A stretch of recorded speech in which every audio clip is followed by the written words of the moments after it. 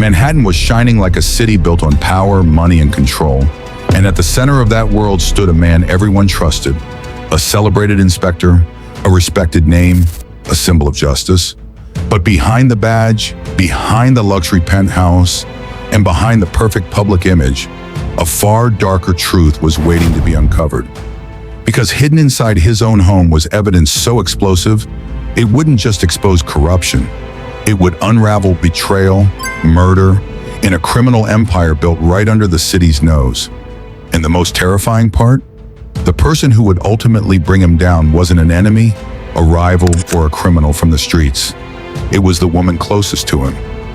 A calm, intelligent woman who looked, from the outside, like nothing more than a loyal wife. But underneath that silence was a mind sharp enough to find guilt hidden inside numbers, patterns, and secrets. And the moment she discovered the truth, everything began to collapse. The badge, the marriage, the loss, and the illusion of power itself. Friends, before we begin, comment below and let me know what city or country you're watching from right now. Now let's get into the story.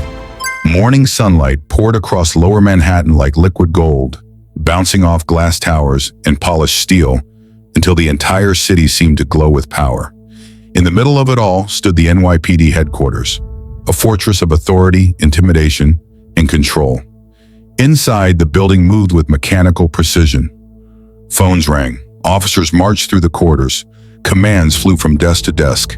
Every second felt sharp, expensive, and important. And above all of it ruled Inspector Richard Hale. At 50, Richard carried himself like a man who no longer needed to prove anything.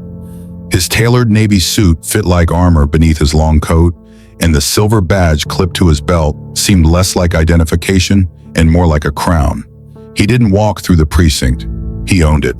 Conversations died when he passed. Junior officers straightened their backs. Detectives lowered their eyes. Even captains measured their words around him. Because Richard Hale was not just respected, he was feared. He had built a reputation as the kind of man who could make problems disappear with one phone call. City councilmen knew his name. Lobbyists returned his texts within minutes. Wealthy donors shook his hand a little too eagerly. In public, he was a symbol of order, a decorated officer, a strategist, a protector of the city. But inside those walls, everyone understood the truth. Richard didn't believe in justice. He believed in leverage.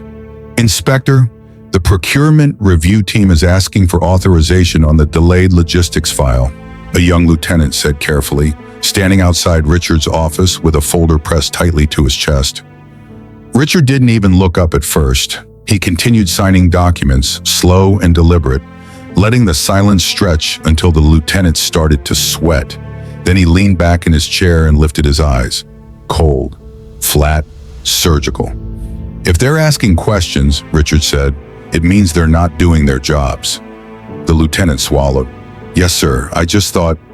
That, Richard interrupted, was your first mistake. The room went still. Richard stood, buttoned his jacket, and walked around the desk with the unhurried confidence of a man who knew nobody in that building would dare challenge him. You don't get paid to think around here, he said, stopping inches from the younger man. You get paid to follow instructions. So here's one. Send the file back, tell them it's above their clearance level, and if they still push, transfer the request to legal where it can die slowly with the rest of the paperwork. The lieutenant nodded immediately. Understood, sir. Good. Richard gave the folder a light tap. Now go do something useful. By the time the door shut, Richard was already moving on. That was how he operated, cutting people down with a sentence, controlling outcomes with a glance, treating the entire system like a chessboard built for his convenience. And the most dangerous part was how natural it had become. Power no longer felt like something he used. It felt like something he deserved. Across the city, his name meant influence. At headquarters, it meant survival. By noon, Richard was in a conference room on the 21st floor, seated across from two polished men in $1,000 suits and silk ties. One represented a private logistics contractor with city ties. The other was a lobbyist with deep connections in Albany. Coffee steamed between them. A skyline glittered behind them. It looked like a business meeting. It wasn't. It'll move through by Friday, Richard said, flipping through a packet without really reading it. The lobbyist smiled. That quickly? Richard shrugged. When people understand what's good for them, things tend to move faster. The contractor laughed a little too hard. You always deliver. Richard finally looked up and gave a thin smile. That's why people keep paying attention when I speak. No one said the word corruption. Men like them never did. They spoke in softer language. Delays, approvals, priorities, access. But beneath the polished table and expensive cologne was the same old exchange. Influence for loyalty, silence for protection. And Richard was the center of it. He ended the meeting with a handshake and a promise, then stepped back into the corridor where half the precinct seemed to react to his presence like iron fillings to a magnet. He gave orders without slowing down. Reassigned a detective, killed an internal complaint with one signature, moved a pending inquiry off his desk and into a bureaucratic graveyard. Everywhere he went, doors opened. No one noticed the woman watching him from the far end of the glass corridor. Ava Brooks stood near a sunlit window, one hand resting lightly on a leather folder, her expression calm enough to disappear in plain sight. She looked composed, elegant, almost detached from the aggressive rhythm of the building. To anyone passing by, she was just a distinguished visitor. The wife of an important man. Quiet, polite, decorative even. That assumption was exactly what protected her, because Ava missed nothing. She watched the way junior officers flinched before Richard spoke, the way seasoned officials smiled too fast when he approached, the way people around him acted less like co-workers and more like subjects orbiting a king. She had seen arrogance before. Washington was full of it. Federal offices were built on it. But what disturbed her about Richard wasn't that he held power. It was how completely he believed he was above consequence. Richard saw her and immediately changed his expression, slipping into the public version of himself with practiced ease. There you are, he said warmly, crossing toward her.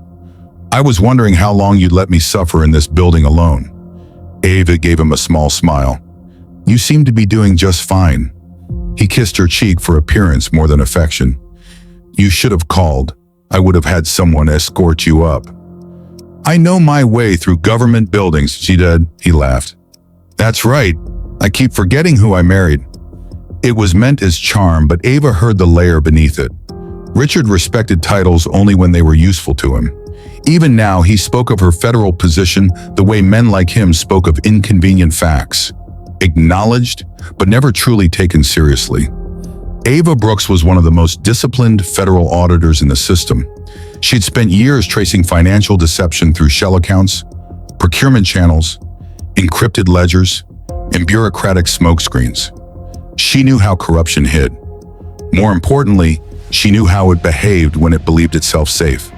And lately, Richard had begun to feel very safe. Big night tonight, he said, adjusting his cufflinks. Hartwell Center. Half the city will be there pretending they care about charity. And you? Ava asked. He smiled wider. I'll be there accepting an award for integrity. Try not to laugh when they announce it. Ava held his gaze. Wouldn't dream of it. For a second, something unreadable passed between them. Then Richard checked his watch. I've got another meeting in 10. Stay as long as you want, or head home and get ready for tonight. He started to walk away, then turned back. Oh, and Ava? Yes? Try not to spend the afternoon auditing my people. They get nervous when someone competent starts looking too closely. He delivered it like a joke, but Ava noticed something important. He meant it. Richard left her standing there in the wash of Manhattan sunlight, his shadow sliding long across the polished floor as assistants and officers rushed to keep pace behind him. He looked untouchable, like one of those men's cities built myths around. A decorated face, a powerful voice, a badge everyone trusted without question. But Ava had spent her career learning one brutal truth. The louder a system boasts about its strength, the more desperate it usually is to hide its weakness. And as she stood in the headquarters, Richard ruled like a kingdom, watching his empire move at the snap of his fingers. A quiet feeling settled into her chest. Something was wrong. Not politically wrong, not morally wrong, mathematically wrong.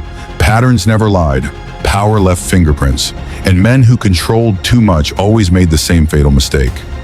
They started believing no one was counting. Richard Hale thought his wife was simply watching from the sidelines.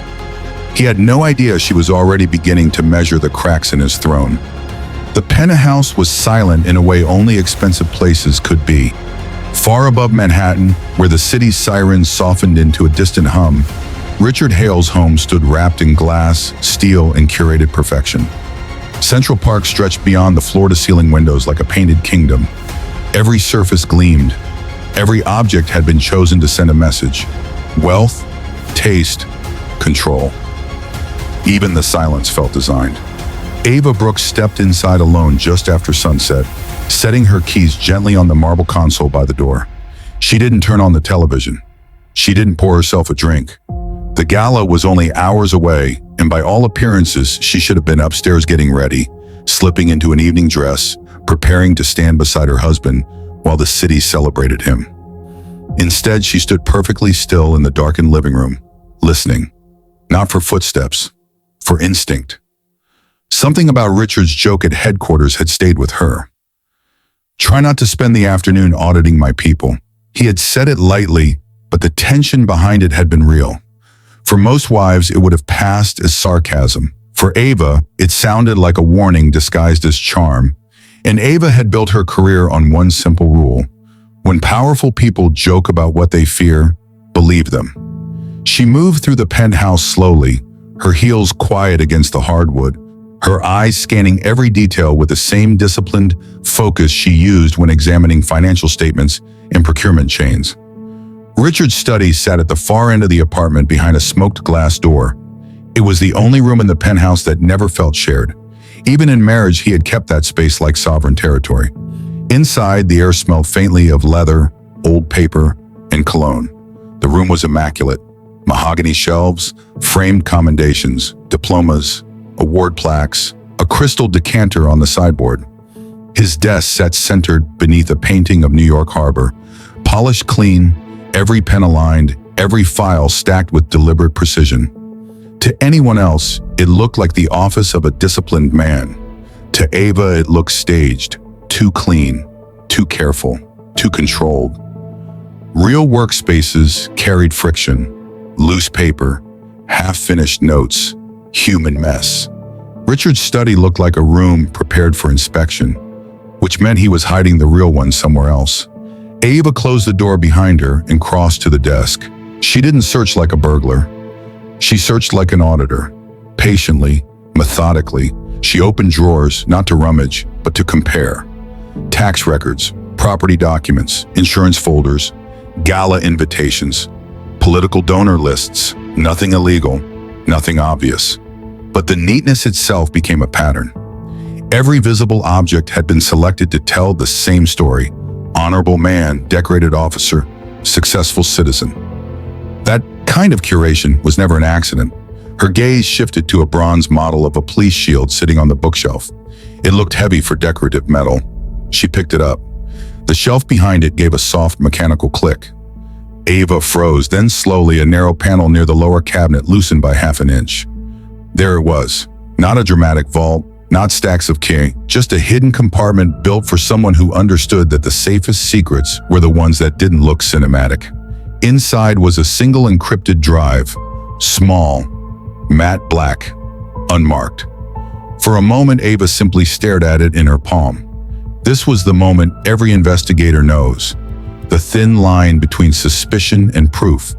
Before this, Richard was a possibility, a pattern, a set of instincts refusing to quiet down, but a hidden device in a locked compartment inside a room that had been sterilized for appearances. That was not paranoia. That was architecture. Ava took the drive to the dining table, opened her secured federal laptop, and connected it through a protected offline adapter. The screen blinked once, then prompted for encryption access. Not consumer grade, not standard departmental protection. This was layered, custom-built, and deliberately disguised beneath a civilian storage interface. Richard, she thought, had not simply hidden information. He had buried it. A lesser person might have stopped there, waited, called someone, second-guess themselves. But Ava's gift had never been brute force. It was pattern recognition, the ability to sit in silence and let systems reveal the logic beneath the lie. She began to work. Minutes stretched, then an hour. Outside, the sky over Manhattan darkened from gold to violet to black. The windows filled with reflections of the penthouse interior until the city itself seemed to disappear and Ava was left staring only at herself in the machine. Her fingers moved with calm precision across the keyboard as she tested layers of encryption architecture, cross-referenced file signatures, reconstructed access pathways, and identified an internal naming pattern designed to mimic municipal procurement categories. Richard hadn't stored criminal evidence under obvious labels. He had hidden it inside the language of bureaucracy, transit allocations, equipment rotation, emergency response logistics, vendor clearance records. To most people, it would have looked like dry city infrastructure data. To Ava, it looked like camouflage. Then the first folder opened, and the room changed. Her face didn't move, but something behind her eyes hardened. Inside were transaction maps, shipment schedules, private communications, rerouted procurement codes, shell vendors, and falsified inventory chains stretching back 6 years. Ammunition, restricted tactical hardware, missing police-grade equipment, sealed city contracts rerouted through front companies tied to offshore accounts. Richard hadn't just been skimming money or taking bribes. He had built an entire hidden operation inside the city's logistics and procurement system, an illegal weapons network, using public infrastructure, using his badge, using the trust of the very department that saluted him every morning. Ava kept scrolling, opening, cross-checking, organizing. Every new file made the last one worse. There were timestamps, internal access credentials, burner communications, and digital signatures linking Richard directly to the manipulation of records. This wasn't the work of a reckless criminal. It was the work of a man who believed that understanding the system gave him the right to own it. Then Ava found the audio archive. Her hand paused over the trackpad. Audio files were different. Numbers could be explained away. Documents could be attacked. But voices had weight, breath, panic, ego, silence. People revealed themselves in sound in ways paper never could. She clicked one recording. At first there was static. Then a man's voice, shaken, urgent, familiar from old dinner conversations and retirement parties. Detective Leon Mercer, Richard's former partner. Officially, Mercer had died 2 years earlier in what the department called a tragic vehicle accident after a late-night operation. A terrible loss, an unfortunate story, a closed case. But on the recording, Mercer was very much alive. "You said nobody would get hurt," Mercer snapped, his voice breaking with anger. "This was supposed to be clean. Equipment manipulation, bids, contracts, whatever. You said it was numbers. You never said weapons were moving through city channels." Richard's voice came next, cool, controlled, almost amused. "I said what you needed to hear." Ava felt the blood drain from her face. She turned the volume up. Mercer again, louder now.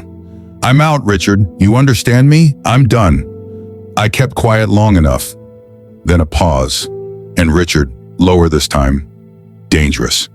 "You're out when I say you're out." The recording crackled, a chair scraped. Mercer cursed. Then came one final sentence from Richard, quiet enough to be almost intimate, which made it worse.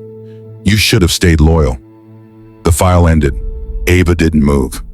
Somewhere below, Manhattan continued breathing. Horns, traffic, music from a rooftop party drifting faintly upward. A whole city moving through another ordinary night, completely unaware that one of its celebrated protectors had been feeding its bloodstream with violence and that his own partner had died trying to step away. Ava closed her eyes for 1 second. When she opened them again, the wife was gone. Now there was only the auditor. She pulled the laptop closer and began building the case. Folder by folder, she duplicated the files into a secured evidence structure. She created timeline chains, mapped shell entities, flagged procurement anomalies, isolated names, connected transaction bursts to known incidents. She tagged the audio, archived metadata, established preservation logs. Every motion was precise, controlled, almost surgical. Emotion would come later, if it came at all. Right now, the truth needed structure, because raw truth was dangerous. Organized truth was unstoppable. Then, buried inside a sequence of deleted correspondence, Ava found something even more chilling: a live transfer schedule. A major movement disguised as charitable security logistics, timed to coincide with the Hartwell Center Gala. Her eyes narrowed. Tonight. That was why Richard had been so relaxed. Why he'd smiled so easily. Why he wanted the whole city watching him receive an award for integrity. The gala wasn't just a celebration, it was cover. A polished stage. A room packed with investors, media, donors, police leadership, and civic elites. The perfect place for Richard to appear untouchable while the machinery of his corruption turned one more time behind the curtain. And suddenly the award, the speech, the public affection, it all rearranged itself in Ava's mind. Richard didn't just trust his image, he was hiding inside it. For the first time that night, Ava leaned back in her chair and looked out at the black glass windows. Her reflection stared at her, small gains that by dark city. She thought of the wives of officers who had died believing the wrong story, the families harmed by missing equipment and redirected weapons, the ordinary people who would never know that the systems meant to protect them had been monetized by a man in a tailored suit and polished badge.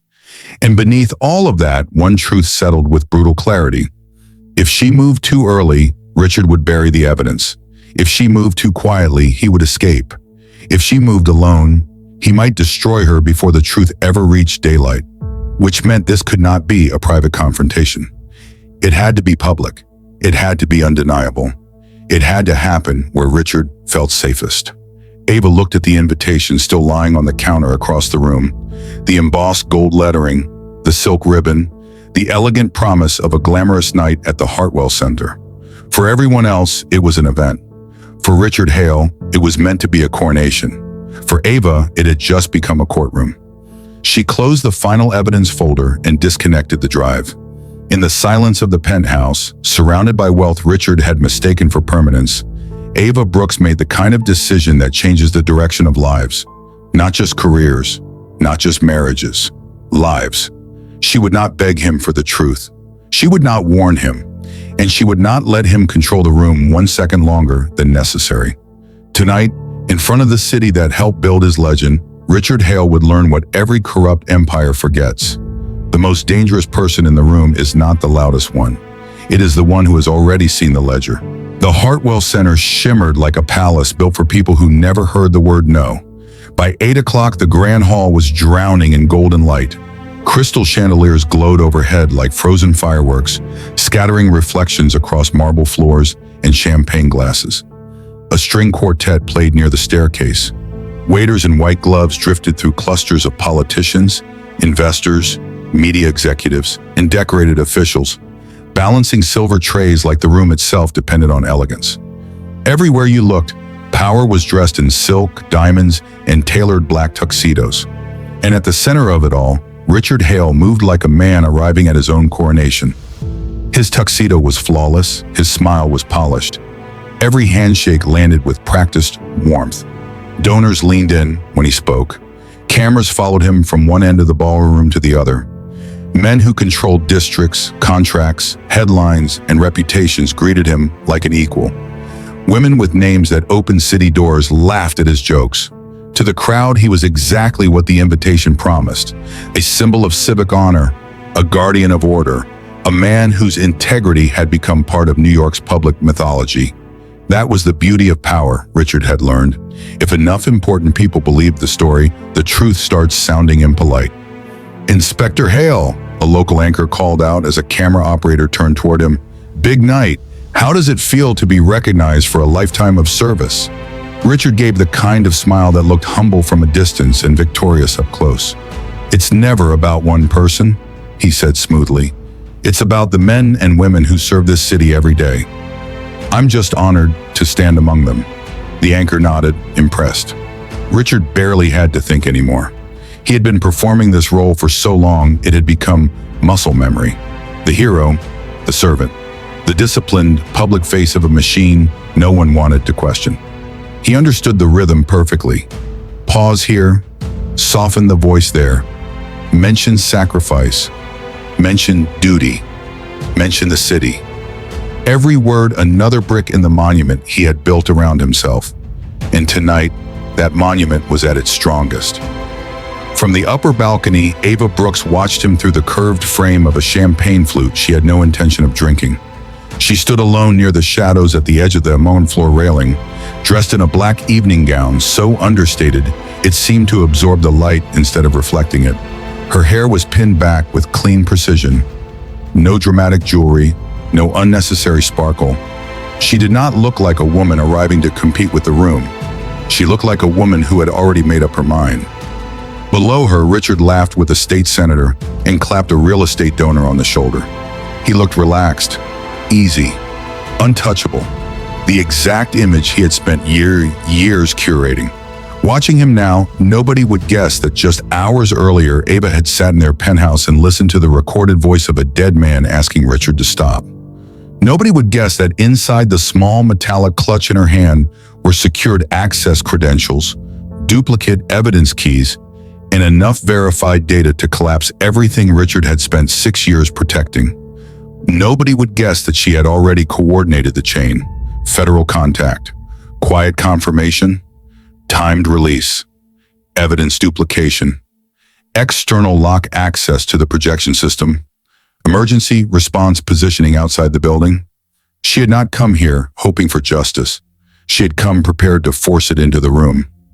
A voice broke over the speakers, warm and ceremonial. "Ladies and gentlemen, if you could please begin making your way toward the main stage. We'll be starting tonight's honor presentation in just a few moments." The room responded instantly. Chairs shifted, conversations narrowed. People floated toward the stage in waves of black and gold. Journalists found better angles. Camera lights blinked alive. Somewhere in the back, a donor whispered that Richard's speech was supposed to be one for the history books. Ava descended the staircase without rushing. Every step felt calm, not because she was fearless, because fear had already done its work. It had visited her earlier in the penthouse, in the silence after the audio recording ended, in the long seconds when the future split into two possible versions of itself. In one version, she kept the marriage, the appearance, the safety of silence. In the other, she burned it all down and stepped into the consequences alone. She had chosen, and now there was nothing left for fear to negotiate. At the front of the hall, Richard took his seat near the stage, smiling as applause rose for a hospital donor, then for a retired judge, then for a foundation chairwoman. But every honor before his only strengthened the sense of inevitability around his name. The room was waiting for him. He could feel it, the warm pressure of expectation, the certainty that by the end of the night, he would stand beneath the lights while the city's elite celebrated the fiction he had become. He adjusted his cufflinks and glanced briefly across the ballroom room. His eyes found Ava. She stood near the center aisle now, still and unreadable. Richard lifted his chin slightly, almost a private gesture. "There you are." His expression carried easy confidence, as if the night had unfolded exactly as it should, as if she were where she belonged, close enough to admire him, far enough not to matter. Ava gave him nothing back.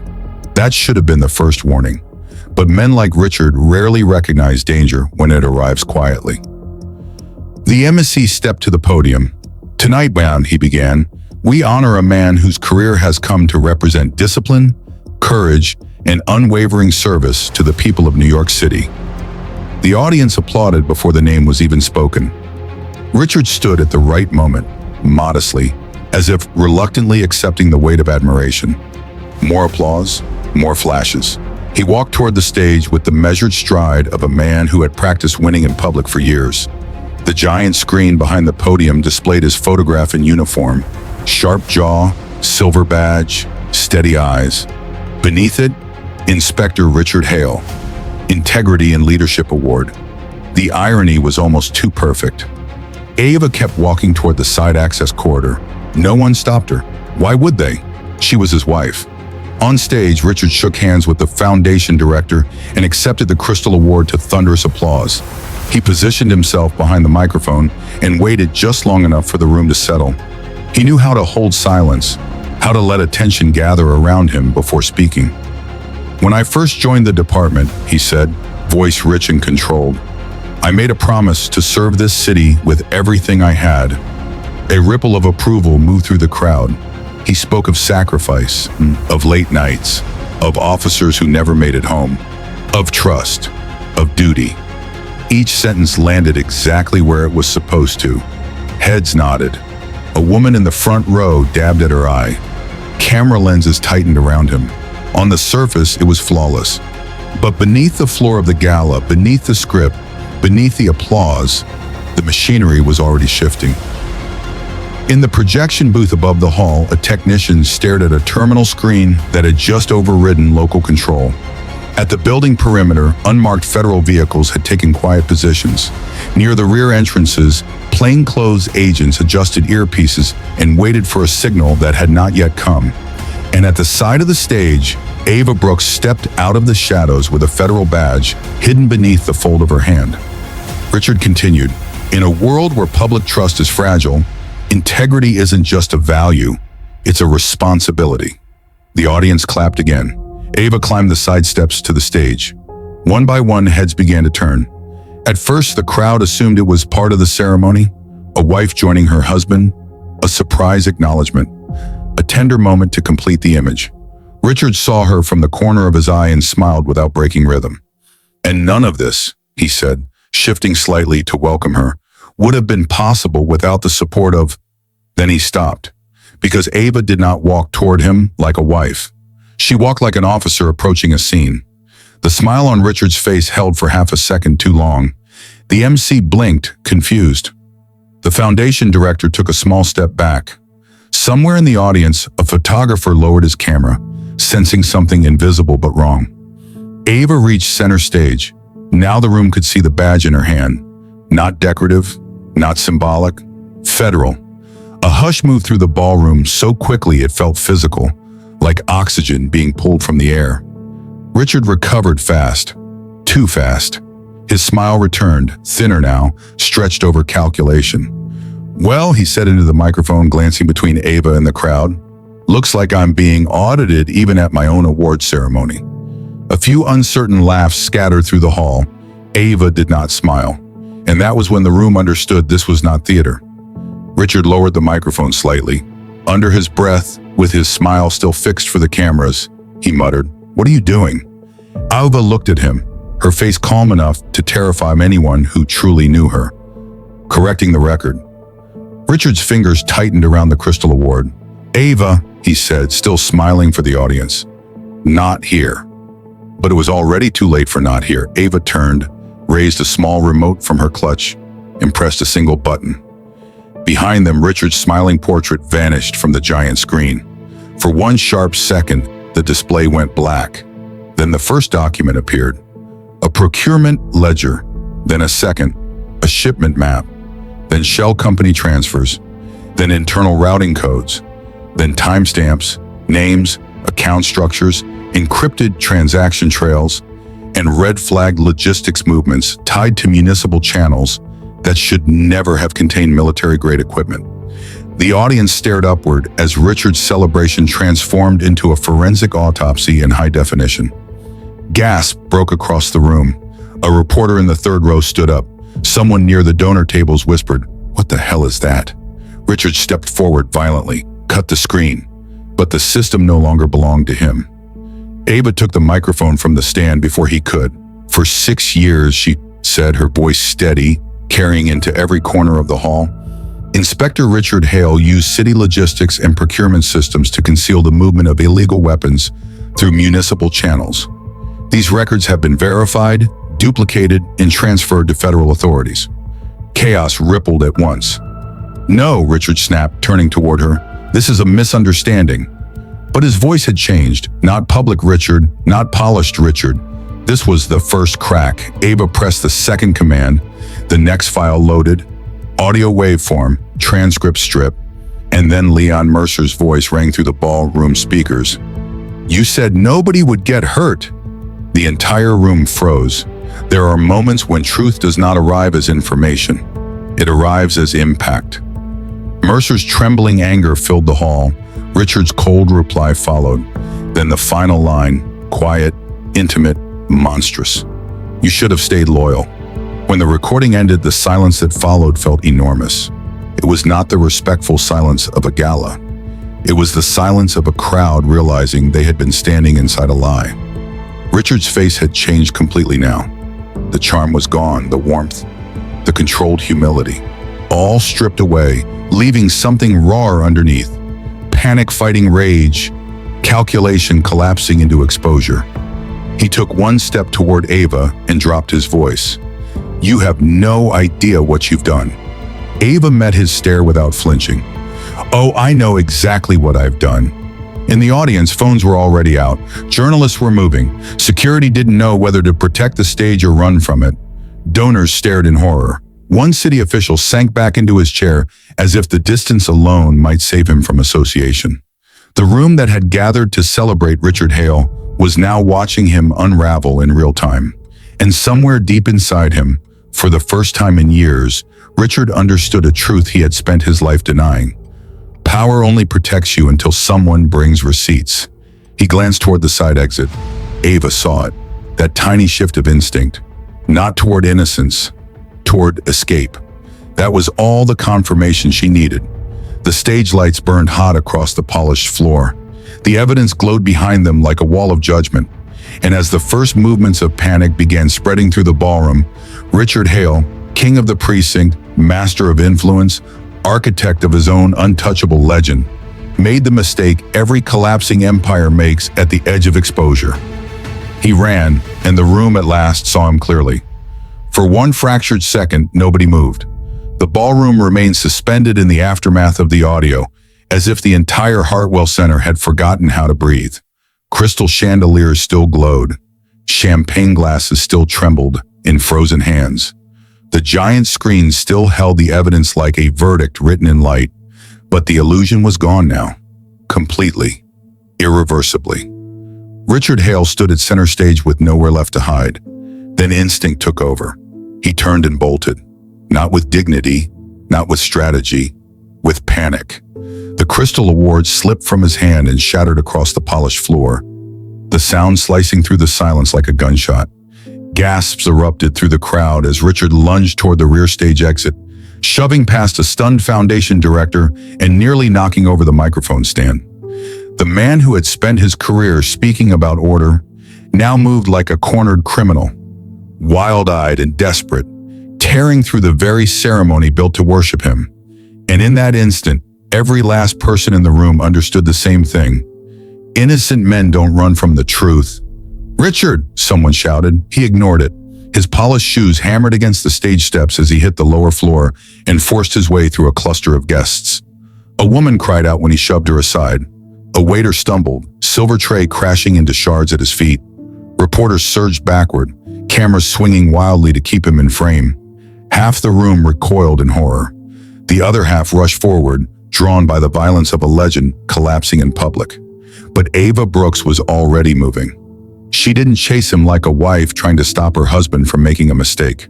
She pursued him like an officer closing on a fugitive. Her heels struck the floor with controlled precision as she came down from the stage, federal badge in one hand, her voice cutting through the chaos with a force that instantly commanded the room. "NYPD Inspector Richard Hale," she shouted. "Stop now!" The command hit like steel. For a split second, Richard hesitated, not because he intended to surrender, but because hearing his name spoken that way, stripped of privilege and rank, had landed like a blow. Then he looked back, saw Ava gaining on him, and made his next mistake. He reached for a side corridor leading toward the private service exit. Too obvious, too desperate, too late. Two plainclothes federal agents stepped into the hallway entrance before he got there. Hands already raised, bodies squared, blocking the path with trained calm. "Don't do it," one of them warned. Richard stopped hard, chest rising and falling. His eyes darted, calculating distances, exits, angles. Left side, crowded. Right side, security closing in. Back toward the ballroom, Ava coming fast. His world, once built entirely on options, had shrunk in seconds to a narrowing cage of consequence. "You think this is enough?" Richard snapped, his voice raw now, no longer polished for applause. "You think documents on a screen prove anything?" Ava slowed only when she was a few feet away. The guests formed a wide circle around them, parting without being asked. Reporters held their breath. Cameras remained fixed. The musicians had stopped playing. Somewhere in the back, someone whispered, "My God." Ava stood tall in the center of the opening, black dress sweeping lightly around her ankles, badge visible, face composed with the terrible calm of someone who had already grieved what had to be done. "It proves more than enough," she said. Richard laughed once, sharp, disbelieving, almost feral. "You really want to do this here?" Ava's eyes did not leave his. "You chose here." That landed. For the first time, something like fear showed fully on his face. Not fear of prison, not yet. Fear of scale, of total exposure, of understanding that this was not a private argument he could manipulate, not a quiet leak he could bury, not a department rumor he could suffocate with influence. The city had seen him. The cameras had seen him. The donors, the journalists, the officers, the powerful men who once shook his hand without hesitation. They had all seen him run, and once power looks afraid in public, it never looks the same again. Richard took one slow step backward. "Ava," he said, forcing his voice into something softer, something almost intimate. "Listen to me. Whatever you think you found, you don't understand the full picture. There are people involved in this far bigger than me. You bring this down tonight, you won't survive what it comes after." The room went colder. It wasn't a plea. It was a threat wearing the mask of concern. But Ava had long since stopped hearing him as a husband. Now she heard him only as evidence. "You had 6 years to tell the truth," she said. "You used every one of them to bury it." Richard's jaw flexed. "I built everything you stand on." "No," Ava replied, "you stole it." Behind them, more agents entered the ballroom perimeter. Event security stepped aside without resistance now, instincts finally catching up to reality. A cluster of NYPD officers near the back stood frozen, their faces trapped between disbelief and humiliation. Some had served under Richard, some had admired him. At least one of them looked physically sick. Because corruption at that level does more than break laws. It humiliates belief. Richard glanced at the officers and saw it too, that awful shift in their eyes. Not loyalty, not confusion, recognition. The myth was dead, and they were looking at the man beneath it. That was when desperation finally cracked him open. "You self-righteous little fool," he hissed, taking a step toward Ava. "You think integrity feeds a city? You think honesty keeps things running? This system survives because men like me do what has to be done, while people like you hide behind paperwork." Murmurs spread through the crowd. There it was, the truth beneath the truth. Not just corruption, but conviction. Richard didn't merely think he had gotten away with it. He believed he was entitled to it. He believed power justified theft, that control excused blood. That because he could manipulate the machine, he had become more important than the people crushed beneath it. Ava let him speak. Sometimes the final evidence is confession disguised as arrogance. Richard pointed at the surrounding crowd with open contempt. "Look at them. Every one of them benefits from the same game. Contracts, donations, protection, access, they all eat from the table. But I'm the one you drag into the light because I stopped pretending." "Leon Mercer is dead because of you," Ava said. The words hit the room like another impact. Richard's expression twitched, small but undeniable. Ava stepped closer. "Families suffered because of you. Weapons moved because of you. Public systems were turned into private pipelines because of you." Richard lifted his chin, trying one last time to reclaim stature through defiance. "You can't prove intent." Ava reached into her clutch and produced a folded warrant packet. "Yes," she said, "I can." Then she spoke clearly, each word deliberate enough to sound like the tolling of a bell. "Richard Hale, you are under federal investigation for conspiracy, racketeering, evidence tampering, procurement fraud. obstruction, and offenses connected to the illegal movement of weapons through municipal channels.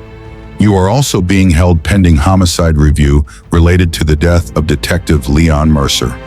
The room exploded. Shouts, gasps, reporters barking into phones, camera shutters firing in a frenzy. Someone near the stage actually staggered backward into a table. The gala had become a live detonation of status, scandal, and justice. Every polished mask in the building was cracking under the heat of the moment. And still, in the middle of that storm, Ava remained steady. Richard looked around one last time, as if still searching for the old world to rescue him. A donor, a commissioner, a politician, someone important enough to interrupt reality and put the lie back together. No one moved. That was the cruelest part. Power had loved him when he looked invincible. But now that the cameras had caught the rot, self-preservation was stronger than loyalty. One by one, the people who once orbited him so eagerly began stepping back. Not dramatically, just enough to create distance. Social distance, legal distance, survival distance. Richard saw it, and in that instant, he finally understood what abandonment feels like when you've mistaken fear for respect your entire life. His shoulders dropped, but only slightly.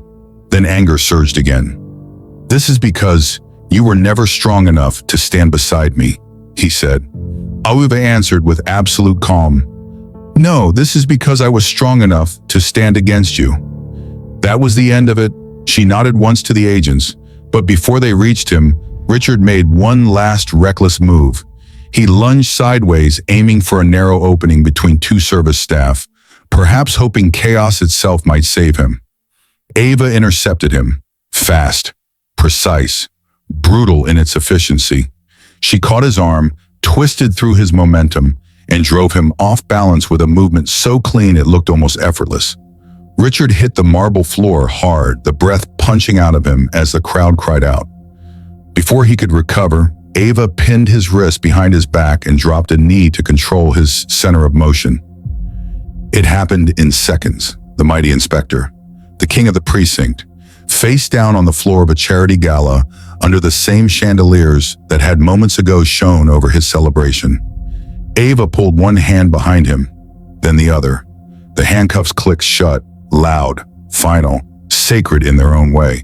For a second, all the noise in the room seemed to collapse into that sound. Not applause, not outrage, just the unmistakable metal truth of a man finally meeting consequence.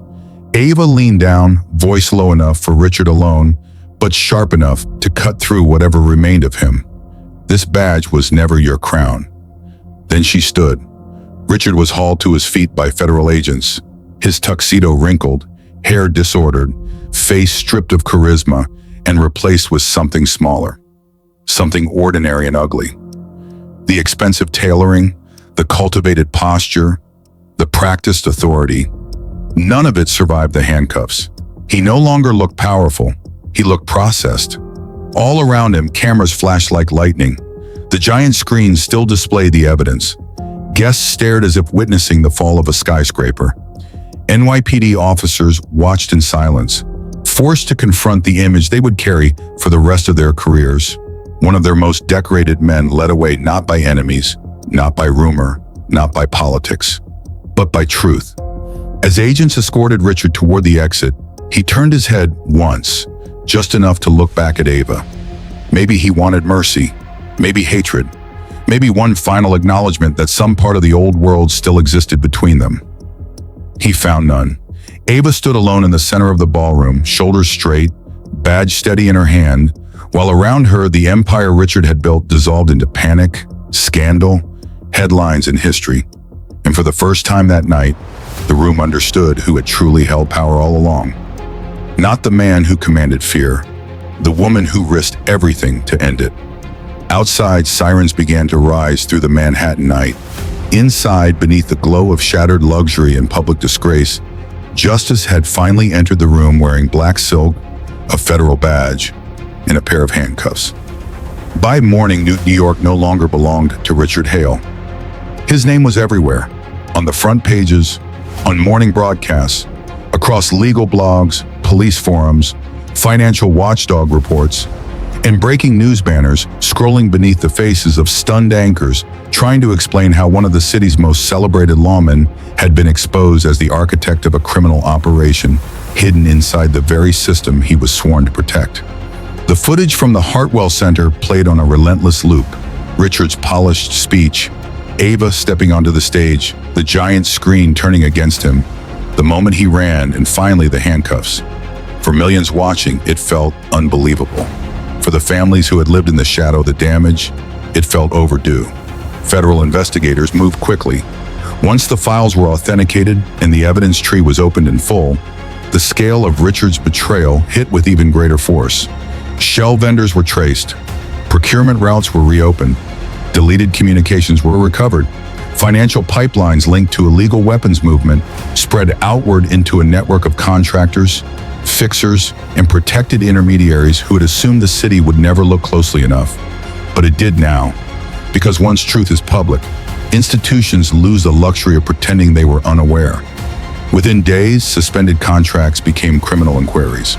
Quiet resignations turned into televised denials. Men who had toasted Richard at gala tables hired attorneys before breakfast.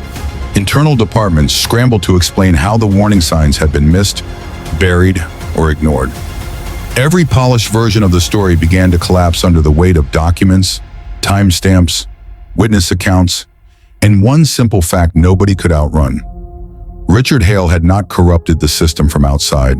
He had done it from the center, and the center had let him. Ava Brooks sat through the fallout, not in triumph but in testimony. The hearing room was cold, overlit, and stripped of glamour, the exact opposite of the ballroom where Richard had fallen. No chandeliers, no string quartet, no donor smiles, just federal seals, long tables, microphones, sealed binders, and the quiet gravity of a city trying to understand the price of one man's arrogance. Ava spoke for hours, calmly, precisely, without embellishment. She explained the procurement anomalies, the mirrored logistics patterns, the concealed routing structures, the shell entities, the hidden transfers, the timeline of deception, and the evidence chain that tied it all together. She spoke as an auditor, not as a betrayed wife. Every sentence was measured, every claim grounded, every conclusion earned. And when the questions turned to Richard, to the marriage, to the risk, to how long she had suspected something, Ava did not dramatize her pain for sympathy. She told the truth. That made it hit harder. Yes, she had lived beside him. Yes, she had trusted him once. Yes, she had understood the moment she opened that drive that exposing him might cost her everything. Then why do it? One committee member finally asked. The room fell still. Ava looked down for only a second before raising her eyes again. Because the badge does not belong to the person wearing it, she said. It belongs to the people who are supposed to be protected by it. No one in the room moved after that. Outside those hearings, the city was hearing stories it had never been meant to hear. Families came forward, quietly at first, then in waves. A mother from Queens whose son had been killed by a weapon that should never have entered circulation through municipal channels. A retired warehouse worker whose whistleblower complaint about inventory discrepancies had been ignored until he lost his job. A widow who had spent 2 years believing her husband, an honest officer, had died in an accident, only to learn his death might have been linked to a system he tried to resist. Small families, ordinary people. The kind of people men like Richard dismissed because they had no lobbyists, no microphones, no private corridors of influence. But pain has a way of making itself heard when someone finally opens the door. News crews began interviewing them on courthouse steps and apartment stoops. Their voices were not polished. Their grief was not cinematic. It was messier than that, realer. Mothers crying through half-finished sentences. Fathers staring at the ground because rage had nowhere left to go. Children holding framed photographs of people who had trusted institutions that failed them. And slowly, the city's outrage deepened into something heavier than scandal. Shame. Because corruption on that scale does not survive on one man alone. It survives on indifference, on silence, on deference to titles, on the convenience of believing that polished men in expensive suits must know what they're doing. The public had not built Richard's empire, but it had believed in the myth that shielded it. In the weeks that followed, Richard's fall became the reference point for everything. Editorials called it the most devastating law enforcement betrayal the city had seen in years. Political allies denied closeness. Former supporters claimed they had always had concerns. His medals were reviewed. His commendations were challenged. The image of him being led away in handcuffs outlived every carefully curated portrait that had come before it. That was the cruelty of exposure. A lie can take years to build. Truth only needs one clean moment. As for Richard, the details that emerged from detention were stripped of all grandeur. No more podiums, no more tailored public statements. No more rooms leaning toward him when he spoke. Just interviews, legal motions, monitored silence, and the slow disintegration of a man who had once mistaken intimidation for legacy. He had spent a lifetime collecting the appearance of respect. Now he was learning the difference.